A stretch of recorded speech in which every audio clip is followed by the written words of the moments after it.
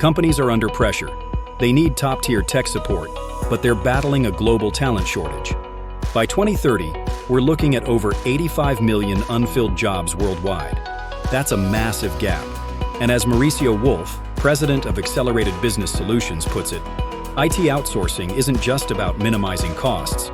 It's about gaining access to specialized skills, improving efficiency, and staying at the forefront of the competition. Outsourcing IT doesn't just save money. It lets businesses tap into expert support, skip the hiring headache, and stay secure without building an entire team in-house. Costs drop when you're not paying for full-time salaries, benefits, and training. And when a provider brings their own tools and certified talent to the table, you move faster and solve problems before they snowball.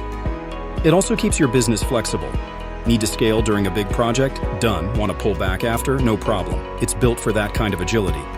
Security is another reason companies turn to outsourcing. With cybercrime losses hitting over $12.5 billion last year alone, businesses can't afford weak links. Trusted providers bring advanced security, help with compliance, and put backup systems in place.